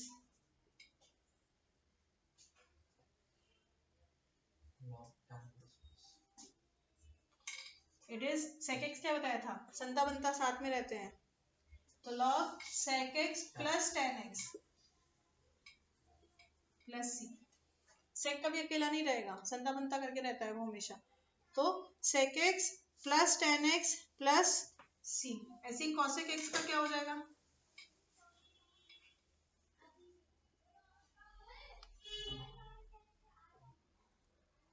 उसके नक्शे कदमों पे चलता है, तो log cosec x बस क्या आ जाएगा, माइनस tan का उल्टा cot x प्लस, ठीक है। ये इसके आपके पास में बचे हुए फॉर्मूलाज हैं। अब ये फॉर्मूलाज के बाद में आ जाते हैं हम इसी टाइप के क्वेश्चंस पे। Under root of a x plus b d x integration करना है, क्या लगाएंगे यहाँ पे, चेन रूल, क्या लगाएंगे, चेन रूल आपके पास में, chain rule of integration, integration का चेन रूल क्या होता है, say this is f x g x, कोई फंक्शन है आपके पास में एफ ऑफ जी एक्स, मतलब आपके पास जो फंक्शन है वो एक फंक्शन से नहीं बन रहा है, कॉम्बिनेशन ऑफ टू फंक्शन है, इट्स अ कंपोजिट फंक्शन। तो ये क्या होता है आपके पास में, इंटीग्रेशन करेंगे इसका, इंटीग्रेशन को मैं कैपिटल एफ से लिखूंगी, आपने एफ एक्स का इंटीग्रेशन किया divided by derivative of g x, divided by derivative of g x आपके पास में, वहां पे हमारे पास क्या होता था कि हम मल्टीप्लाई करते थे, डिफरेंशिएशन में क्या है कि हम मल्टीप्लाई करते थे कि हमारा जो सेकंड फंक्शन है उसके डेरिवेटिव से हम मल्टीप्लाई करते थे। मुझे दिख रहा था कि बैटरी जा रही है, पर इसके थोड़े से क्वेश्चन करने के बाद में मैं भेजूंगी ताकि ये दो टॉपिक तो हो जाए पूरे। आपके पास है integration of a x plus b whole d x, मुझे बताओ दो फंक्शन कौन से हैं,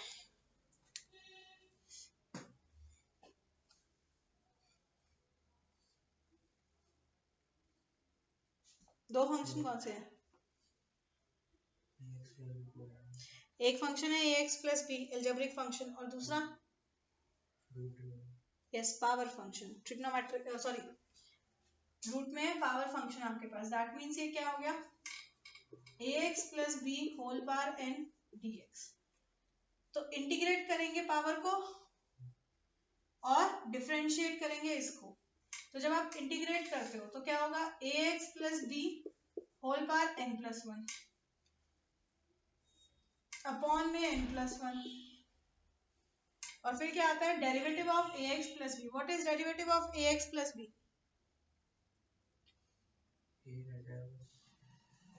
ए रह जाएगा बस आपके पास, वेरी गुड, प्लस आ जाएगा आपके पास सी, अच्छा एन नहीं है यहाँ पे, क्या है पावर हाफ, हाफ हाफ, तो ये हो जाएगा ए एक्स प्लस बी की पावर 3/2 होल अपॉन, यहाँ आएगा 3/2, 2 पर आ जाएगा 3a plus c, this is the required answer, right. अगला करें, बस चेन रूल के थोड़े से क्वेश्चन करा के मैं भेजूंगी, मुझे पता है इससे ज्यादा तेरे दिमाग में घुसेगा नहीं एक दिन के लिए, और फिर तू एग्जॉस्ट होके फ्रस्ट्रेट हो जाएगा कि भाई मुझे तो आज भी कुछ नहीं आया, और मुझे वो नहीं चाहिए। dx upon under root of x plus a plus under root of x plus b, बताइए क्या होगा,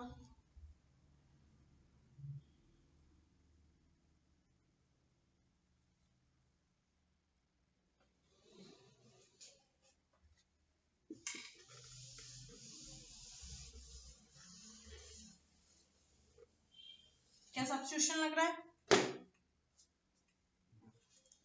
नहीं, नो सब्स्टिट्यूशन नहीं लग रहा हमारे पास में। क्या चेन रूल लग रहा है? चेन रूल लग सकता है, पर दो टर्म में दो रूट है, तो कैसे किया जाए? पहले सिंप्लीफाई, और जब भी डिनोमिनेटर में रूट होता है क्या करते हैं?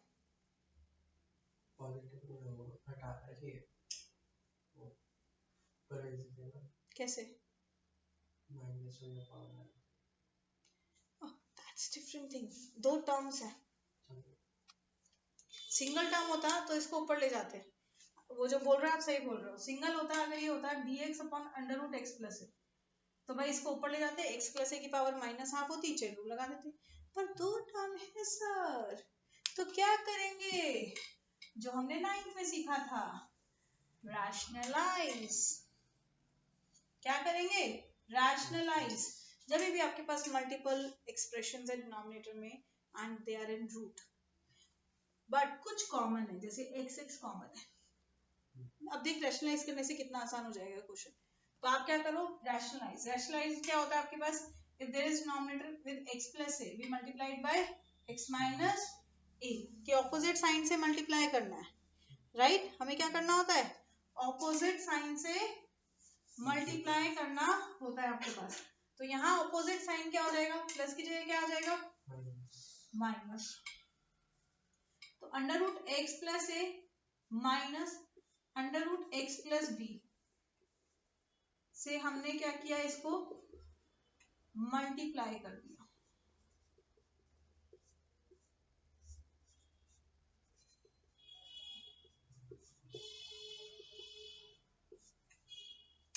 अब इसका फायदा क्या होता है रैशनलाइज का? रैशनलाइज से जब आप माइनस, मतलब ऑपोजिट साइन से, अगर माइनस होता तो हम प्लस से करते हैं, तो we get an identity a minus b and a plus b. क्या होता है? a square minus b square, our term gets reduced.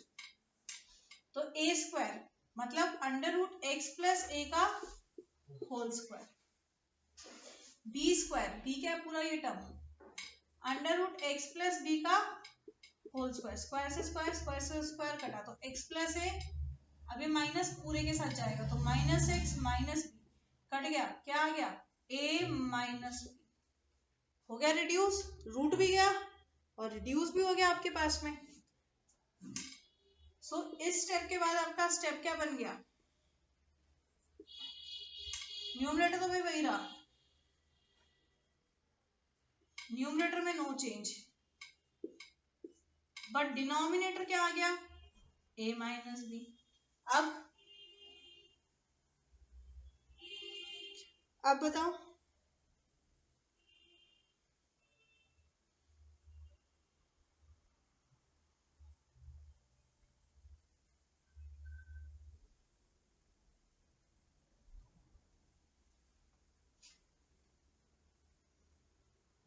क्या सोच रहा है? डिनोमिनेटर में क्या कोई वेरिएबल है? तो वो तो कांस्टेंट है। हाँ, a और b क्या है? कांस्टेंट है ना, तो a माइनस बी कांस्टेंट है, बाहर आ जाएगा तो स्केलर मल्टीपल बन गया। If you have under root of x plus 2 minus under root of x plus 3, denominator में 2 माइनस 3 इज माइनस 1, क्या करता? माइनस 1 सीधा बाहर आ जाता ना, मतलब 1 भी नहीं है, मान ले माइनस 7 है, सीधा बाहर आ जाता, क्योंकि वहां कोई वेरिएबल ही नहीं है भाई, it's a constant scalar multiple, तो बाहर ले लो। आदत हो गई है सोचने की कि भाई बहुत मुश्किल चीज होगी, नहीं, सिंपल चीज। सबसे पहले जब भी क्वेश्चन को देखो, सबसे पहले दिमाग में आना चाहिए आपके पास 3 तरीके हैं सॉल्व करने के, substitution, partial, by parts. By parts की पहचान क्या है? दो फंक्शन मल्टीप्लाई में होंगे, आइलेट लगेगा, भाई मल्टीप्लाई में नहीं है, आइलेट नहीं लग रहा।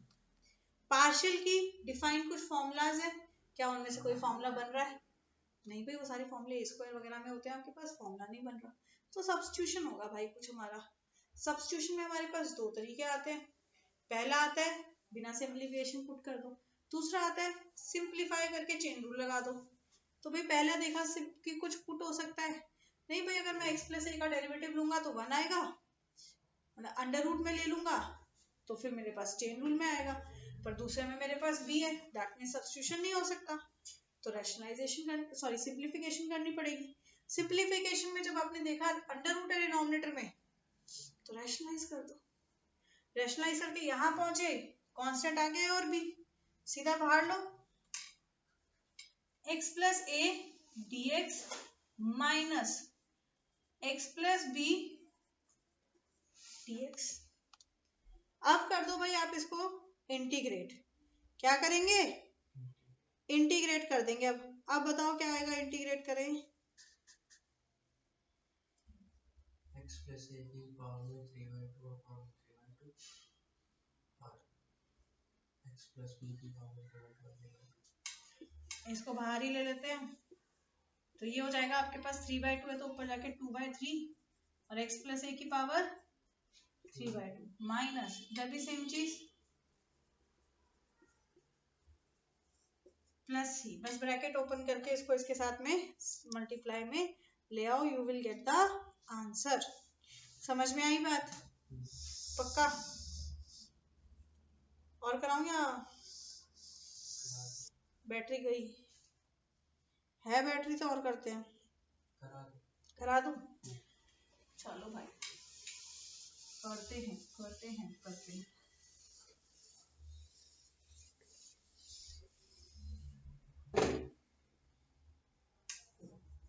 Integration of sine x upon sine x plus a dx।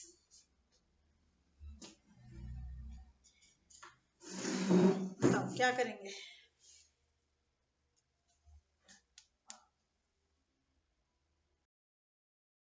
By parts लगेगा, पार्शियल लगेगा या सब्स्टिट्यूशन लगेगा?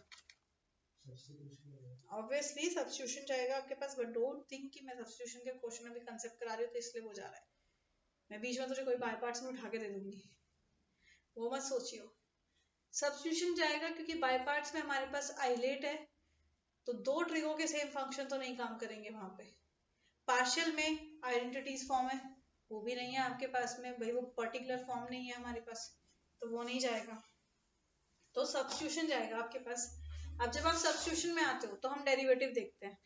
साइन का डेरिवेटिव होता है भाई कॉस, साइन का डेरिवेटिव है कॉस आपके पास में, क्या कॉस है? नहीं है, कॉस नहीं है, तो क्या किया जाए, बचा क्या? एंगल। किसको मानेगा? x को सब्स्टिट्यूट करेगा, x प्लस ए को सब्स्टिट्यूट करेगा, x प्लस ए को सब्स्टिट्यूट करेंगे, हमेशा बड़े को सब्स्टिट्यूट कर दे हमारे पास, तो आपने लिया x प्लस ए को t, तो ये हो गया dx इक्वल्स टू dt। तो ऊपर अब यहाँ पे x है तो x की जगह क्या आ जाएगा? t माइनस ए, क्या आ जाएगा? तो साइन t माइनस ए अपॉन x प्लस ए को लिया हमने t, तो साइन t, और इधर क्या आ गया आपके पास? dt। अब बताओ अब क्या करेंगे?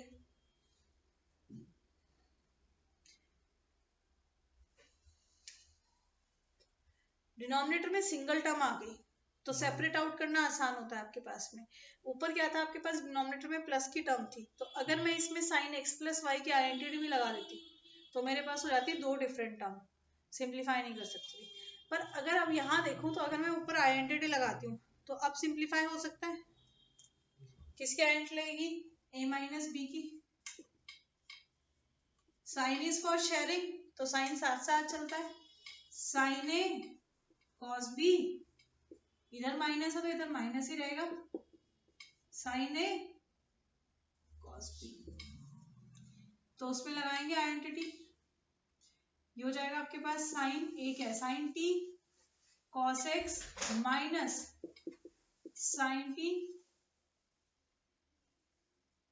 कॉस एक्स, अपॉन में क्या है? साइन टी, दोनों के नीचे अलग अलग ले लेते हैं। कॉस से आएगा कहाँ पे? साइन टी कॉस, अच्छा सॉरी, दोनों में एंगल सेम सेम कर दिए, कॉस भी साइन है, साइन भी कॉस है, मतलब साइन एक्स कॉस टी। तो साइन से साइन कट गया, integration of cos x minus, भाई साइन एक्स को एज इट इज रखो, dx नहीं sorry dt, sine x x है, नहीं नहीं सॉरी ए है, ध्यान रखना भाई ये चीज। मैंने वही बताया था। अच्छा मुझे लगा तू वो एंगल का बोल रहा है, वो नहीं ध्यान दिया फिर तुमने। तो cos a ये हो जाएगा sin a, और cos upon sin is cot t dt। अब क्या होगा, a क्या है कांस्टेंट, मतलब cos से पूरा कांस्टेंट हो गया आपके पास, तो इंटीग्रेशन करेंगे तो क्या आ जाएगा,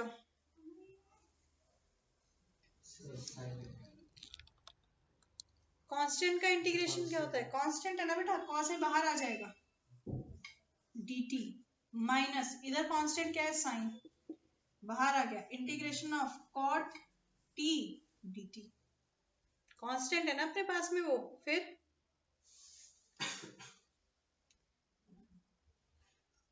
बताओ नेक्स्ट स्टेप।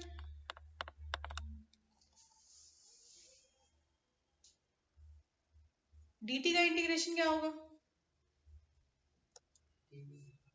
t हो जाएगा, तो फिर बोल क्यों नहीं रहा है, बोल क्यों नहीं रहा है, बोल तो सही। ये हो जाएगा cos a into t minus sine a cot a का, कॉट टी का क्या होगा, कॉट एक्स का इंटीग्रेशन क्या होता है, अभी क्या था हमने फॉर्मूला, लॉग साइन एक्स, क्या आएगा लॉग साइन एक्स, तो लॉग साइन टी प्लस सी, टी को वापस से पुट कर दो, टी क्या आएगा, टी आ जाएगा एक्स प्लस ए, टी है तो टी क्या आ जाएगा x plus a minus sine a log sign x plus a plus सी। अगर अब सिंप्लीफाई हो सकता है तो सिंप्लीफाई कर दो, वरना इतना ही आंसर छोड़ दो, ये फाइनल आंसर नहीं है, सिंप्लीफाई हो सकता है। देखो इधर तो आपके पास लॉग के अंदर एक्स प्लस है, वो सॉल्व नहीं हो सकता, पर इधर है cos a into x plus a, और cos a क्या है कांस्टेंट है, cos a क्या है कांस्टेंट है, तो आपके पास हो जाएगा x cos a plus a cos a minus sine a log sine a x plus a plus c. ठीक है, ये आ गया आपके पास में।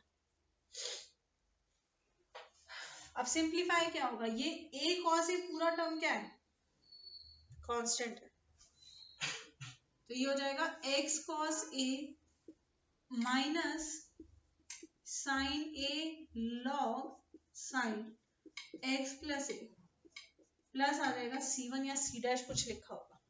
अब जनरली ऐसा क्वेश्चन होता है एमसीक्यू में आपके पास में कि आपको जो है वो आपने सॉल्व किया, आपका ये फॉर्म आया और आप कह रहे हो मेरा तो आंसर आ ही नहीं रहा, और आप बार बार कर रहे हो और बार बार यही आंसर आ रहा है, मेरा तो गलत आ रहा है, मेरा तो गलत आ रहा है। ब्रैकेट है, सॉल्व करके देखो, अगर कांस्टेंट आ रहा है तो वो कांस्टेंट कांस्टेंट मर्ज होके C1 आ जाएगा आपके पास में। और पेपर में भी अगर ऐसा क्वेश्चन 3 नंबर में आपके पास, आपने इस स्टेप पे छोड़ दिया, 2.5 नंबर है, पूरा सही करते हुए स्टेप पे छोड़ दिया, 2.5 नंबर है। आपको ये चीज ध्यान रखना है कि इंटीग्रेशन में हमारे पास एक कांस्टेंट टर्म होती है, तो अगर कांस्टेंट है तो हम उस तरीके से करें एक और क्वेश्चन।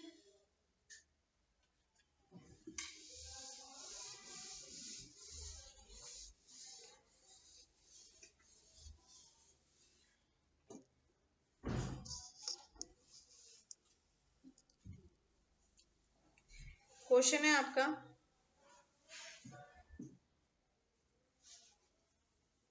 इंटीग्रेशन ऑफ dx अपॉन cos x minus a cos x minus d,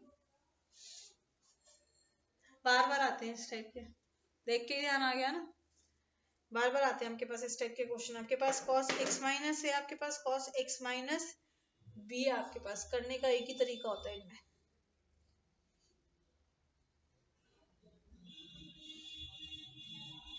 लगाएगा दिमाग?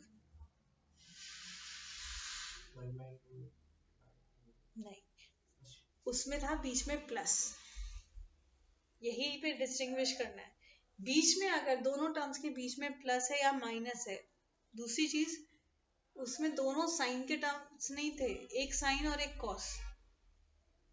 1/2 कब लगाना है? जब साइन प्लस कॉस या कॉस प्लस साइन या साइन माइनस कॉस आपके पास है, तब 1/2 लगा के प्लस माइनस करना है आपको। पर ये तो नहीं है। दूसरी चीज, न्यूमरेटर में 1 नहीं था, उसमें न्यूमरेटर में भी हमारे पास साइन था तब। अब यहाँ है आपके पास मल्टीप्लाई में, क्या आपके पास में मल्टीप्लाई में आपके पास में। तो अब जब आपके पास ये चीज मल्टीप्लाई में है तो हम इसको मल्टीप्लाई करेंगे किससे? कॉस है तो साइन से, साइन है तो कॉस से, कॉस है तो साइन से, साइन है तो कॉस से। तो साइन से करेंगे हम डिनोमिनेटर में मल्टीप्लाई और न्यूमरेटर में मल्टीप्लाई करेंगे हम। पर अब एंगल क्या लेंगे? This is x minus a and x minus b आपके पास में, b माइनस ए, पीछे वाला b माइनस ए। अगर प्लस ए होता x प्लस ए x प्लस बी, तो सीधा हम p प्लस ए ले लेते। समझ में आ रही है बात? मतलब ये पॉजिटिव है, इसका जो साइन है वो देखना है आपको।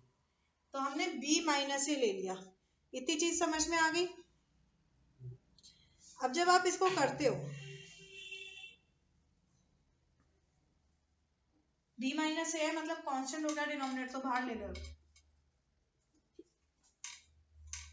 dx अपॉन cos x minus a cos x minus. करने के तरीके यही हैं, आपने तरीकों को याद रखना। और ये याद कैसे होते हैं? जब आप इनको रिपीटेटिव बार बार अपने आप से करोगे। कैसे? जो तरीका आपको बताया है, pause do it again, rewind करके, गलती हुई देखो क्या किया, then again pause do it again. और जब तक ये टाइप सही नहीं हो जाए तब तक नेक्स्ट टाइप पे मत जाओ, बिकॉज डिफाइंड क्वेश्चन आते हैं, इस टाइप का क्वेश्चन आ रहा है तो यही एक शक्ल है उसकी, और उस शक्ल को खोलने का यही एक तरीका है। ठीक है, तो डिफाइंड फॉर्म्स को करना है हमें। फिर उसके बाद में हम क्या करते हैं, हम क्या करते थे उसमें भी हम करते थे प्लस माइनस करते थे। यहाँ पे क्या है, साइन बी माइनस, हम क्या करते थे प्लस माइनस करते थे ना, सेम चीज करेंगे प्लस माइनस करेंगे। पर वहां हमारे पास क्या क्वेश्चन होता था, आपके पास में जैसे साइन एक्स है तो नीचे भी कॉस एक्स आपके पास और साइन एक्स है आपके पास, एंगल सेम है। क्या एंगल सेम है? नहीं। तो अब हमें एंगल्स को सेम करना है। एंगल्स को कैसे सेम करें भाई? एक्स है आपके पास में, तो हम यहाँ पे क्या करेंगे, एक्स को प्लस करेंगे और एक्स को ही माइनस करेंगे। साइन एक्स को आपने प्लस किया और एक्स को ही आपने माइनस कर दिया।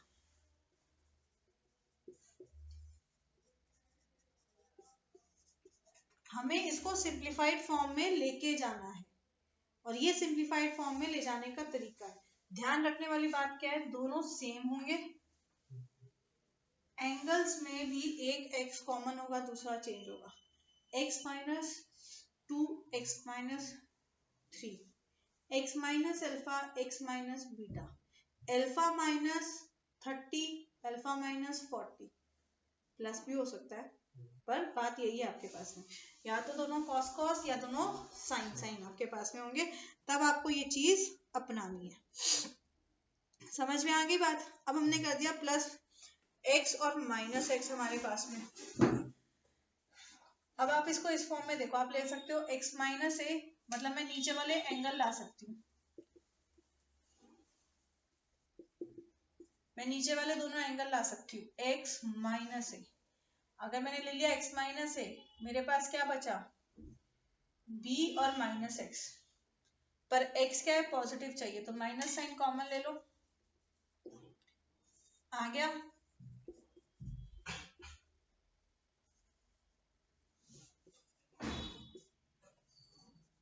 आ गया फॉर्मेट नीचे वाला। अब क्या करना है देखो, साइन ए माइनस बी फॉर्म बन गया, आइडेंटिटी लग जाएगी।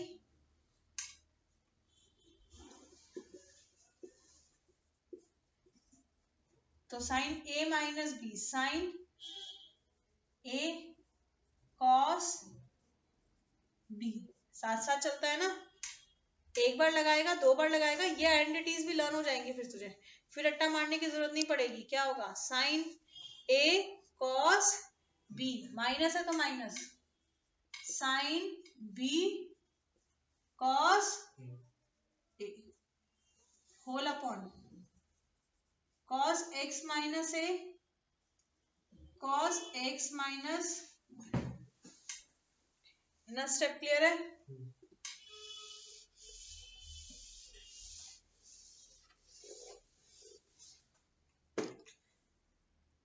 ये ऐसे भी आ सकता है, x minus two alpha x minus two beta, ऐसे क्वेश्चन भी आए हुए हैं, तब भी सेम फॉर्म है आपके पास में। यही चीज लगानी है, कुछ गड़बड़ नहीं करनी है आपके पास में। तो ये क्या हो जाएगा, अब अलग अलग कर सकते हैं, 1 अपॉन साइन बी माइनस ए, इंटीग्रेशन अलग अलग कर दो, ये हो जाता है sign x minus a cos x minus B. देखो अलग अलग क्यों कर पा रहे हैं, क्योंकि डिनोमिनेटर सिंगल टर्म है, अगर डिनोमिनेटर सिंगल टर्म नहीं होती तो अलग अलग नहीं कर पाते। Cos x minus a cos x minus b, minus में sine x minus b cos x minus a whole upon cos x minus a cos x minus b d x. ठीक है, क्या आ जाता है, 1 upon sine b minus a. अब देखो क्या कैंसिल हो रहा है, ये कैंसिल हो गया, साइन अपॉन कॉस क्या होता है, tan एक्स माइनस माइनस, इधर क्या कैंसिल हो रहा है, cos x माइनस है, तो sine upon cos tan x minus b dx। अब बताओ यहां तक कोई डाउट है, क्लियर है? अब क्या हो जाएगा आपके पास, tan का आपके पास है फॉर्मूला, क्या होता है, अभी क्या था, integration of tan x is, मैंने सारे 4 फॉर्मूले लिखवाए थे, integration of tan x is minus log cos x, अगर sec लिख रहे हो तो प्लस है, क्योंकि यहाँ पे साइन है आपके पास तो cos लिखेंगे, मतलब sec लिखेगा तो भी गलत नहीं है, sec लिखेगा तो भी गलत नहीं है, पर अगर आपके पास साइन है तो cos वाला लगा दिया करो।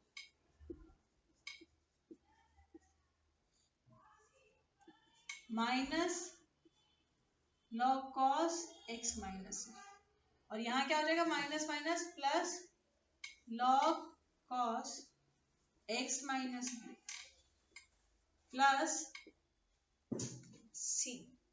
क्या फर्दर सिंप्लीफाई कर सकते हैं, माइनस में तो डिवाइड, वेरी गुड, log है दोनों टर्म में तो log की प्रॉपर्टी लगा देंगे, बहुत बढ़िया, माइनस इधर है ना तो ये ऊपर आएगा ये नीचे आएगा, ये ध्यान रखना, log cos x minus B upon cos x minus A plus सी। क्या और सिंप्लीफाई हो सकता है,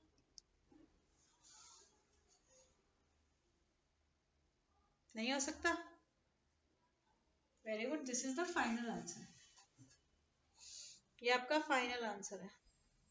समझ में आई बात, आज के लिए इतना ही रखूं, वो उड़ेगा फिर, उड़ने वाला काम नहीं करना।